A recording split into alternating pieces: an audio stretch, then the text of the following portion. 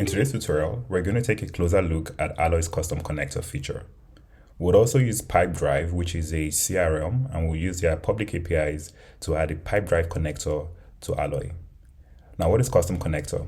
Custom connector means that you can add any connector that Alloy does not support out of the box.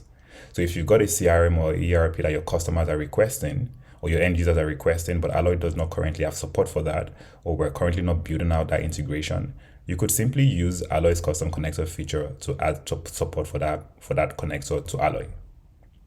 And so in this tutorial, we're going to look at how to do that with PipeDrive.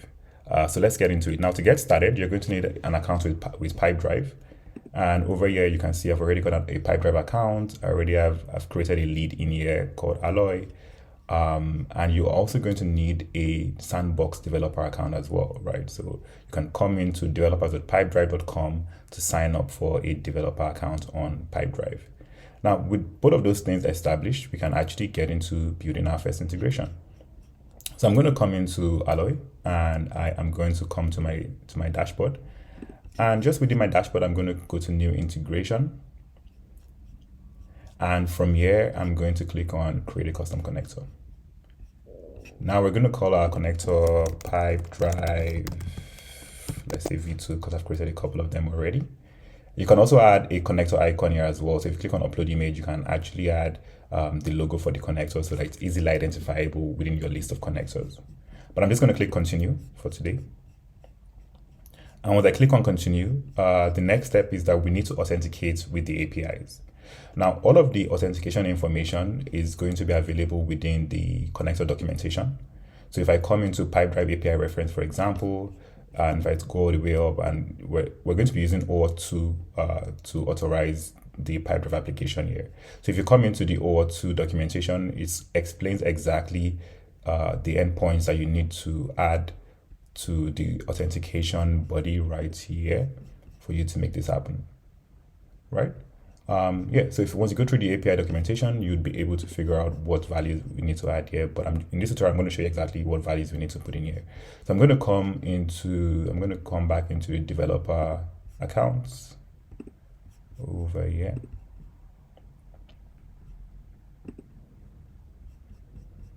And I'm going to click on create an app.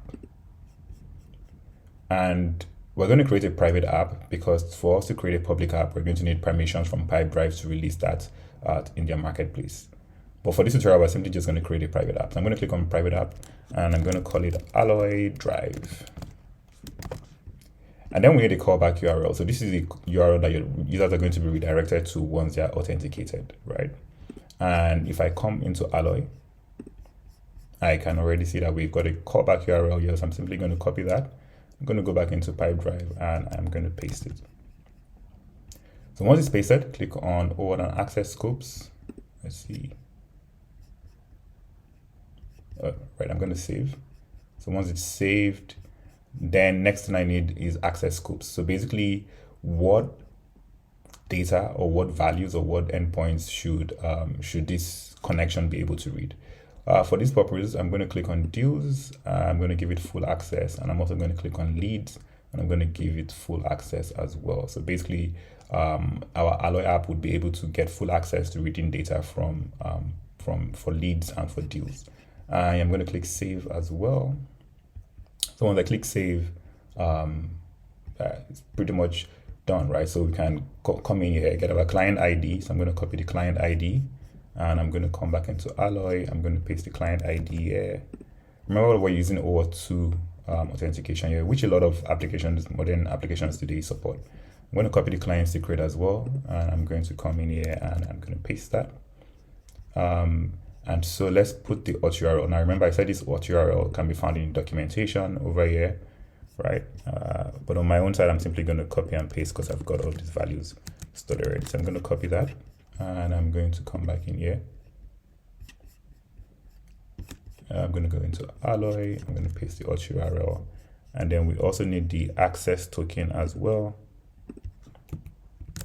So let me grab that and paste the access token. And then we need the scope. So again, you can find this within the developer documentation for PipeDrive. I am going to paste the scope. the last thing we should do is our refresh configuration. So just in case the token expires and we need to refresh or renew the token, what URL should be called. And for this as well, we're simply just going to call the token URL. And then refresh rate. Let's do this every hour. We should refresh. And then what validation endpoints do we want to hit, right? So let's do the token endpoint again. So this is how we're going to refresh the token. Okay, at this point, I'm simply going to click on validate credential. And this is going to bring us into PipeDrive, but it says app not found because our app is not live yet. So let me close this and let me come back in here, and then let me change this to live. So change live. And now our application is live. So I can come back into Alloy and I can click on validate credential again. And now you can see that we can actually authorize this application. I'm using the sandbox account here, so I'm just simply going to switch to the sandbox account, and I'm going to click on allow and install. And just like that, our credential has been saved and our app has been configured. Our connection to PipeDrive has been configured. So click on continue. And now we need a connector-based URL. Now with PipeDrive, every user would have their own account. So you can see my own URL starts with Adebola's company sandbox.pipedrive.com. And that is also what we're going to add here as well. So that's also the base URL for the for PipeDrive's APIs. I'm going to add that here, and I'm going to click Save Base URL. And before you release your connector, you should always test it out, make sure that everything works correctly. Let me hit the deals endpoint here, and let me click on Send Test Request. And as you can see, this works fine. I can see that there is a deal here. This is who created it. So I created the deal. You can see again my own details, and these are the details of the deal, so the person ID. Okay, and I can simply click create and finish, and this would release my PipeDrive connector right into my Alloy account. Now, so from here I can start to build my own workflows.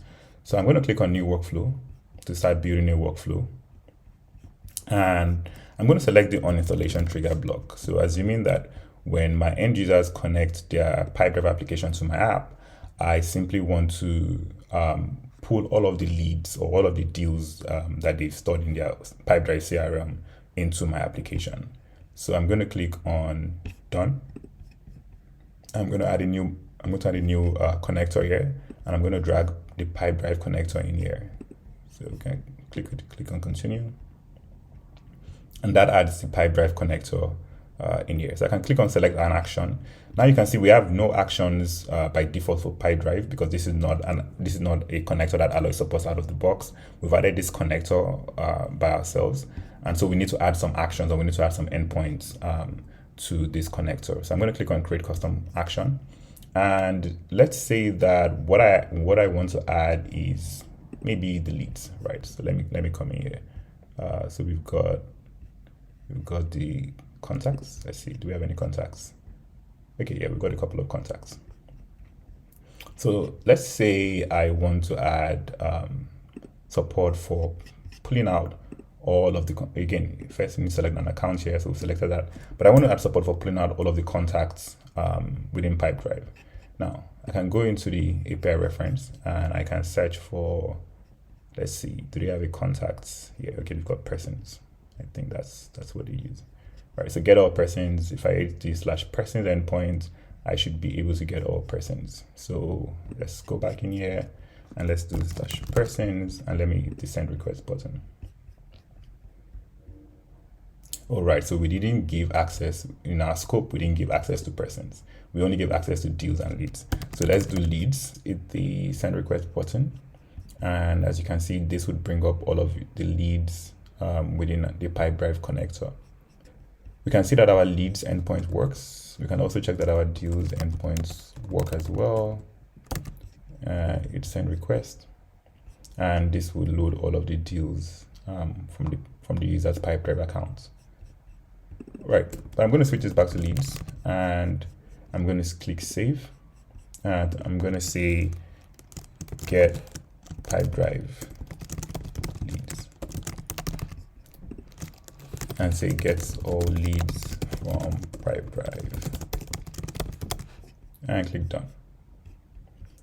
Now with that done, I can simply click next. And once I click next, that should set up everything, and yes, everything looks great. Now, the final step is that once you have this data, so once a user has installed your PipeDrive connector, your PipeDrive integration, and you want that data to be streamed back to your app, you can simply add our stream data block. So I'm going to search for stream, and that's going to bring up the stream data block here. So remember that you should have a webhook server set up to receive data that Alloy is going to be forwarding to you. So connected to stream, we're going to click on PipeDrive v2, and what destination do we want to stream it to? So we can add a simple webhook server URL here. So I'm going to copy this webhook server, which is already listening for requests, and I can paste this in here. I'm going to click next. And so everything looks good. And I can come in here and see that this has actually been streamed to my servers. So as you can see, once I pop this open, you can see the request body being sent here. And if I open up the headers, you can see that this is coming from our PipeDrive v2 connector. And you can see Alloy's signature in here as well. And you can see that everything works fine. So once this is done, you can click on release this version and click on release again. And this would release this integration for users to begin installing. And from here, you can add this to your application using our front-end SDK, or use our headless APIs to add your own branding to this integration. And this is how you use Alloy's custom connector to add support for any connector that Alloy does not support out of the box, like PipeDrive CRM.